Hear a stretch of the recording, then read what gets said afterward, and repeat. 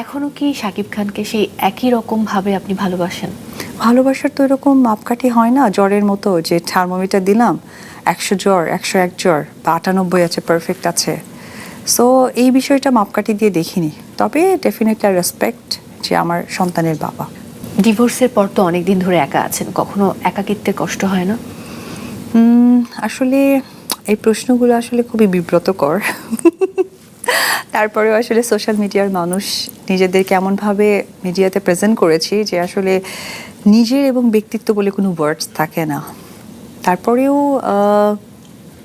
একা তো ছিলাম না, বাট যখন থেকে একা মনে হবে তখন থেকে মনে হয় যে নতুন করে হয়তো জীবন সাজাবো।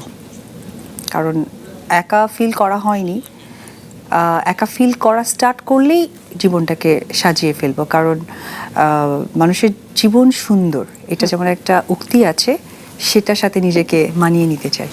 ভালোবাসা এক তরফেরও হয়, এটা প্রমাণ দিলেন অভিনেত্রী অপু বিশ্বাস। শাকিব খান একটার পর একটা ভুল করে গিয়েছে অপু বিশ্বাসের সঙ্গে।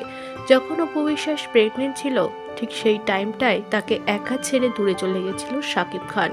জীবনে এনেছিল নতুন এক নারী, শবনম ইয়াসমিন বুবলী। তবে শাকিবের প্রতি ভালোবাসা আজও কমেনি অভিনেত্রী অপু বিশ্বাসের।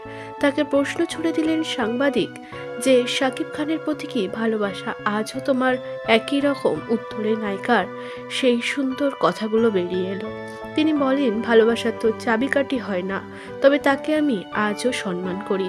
এ জায়গায় দাঁড়িয়ে অনেক নারীই আছে যারা তার মুখও দেখতে হয়তো চাবে না, তবে শাকিবের প্রতি অপুর ভালোবাসা দেখে সত্যিই মুগ্ধ হয়েছে অনেক দর্শক। শবনম ইয়াসমিন বুবলী প্রেগনেন্ট, শাকিব খানেরই সন্তানের মা তিনি, আবারও হতে চলেছেন।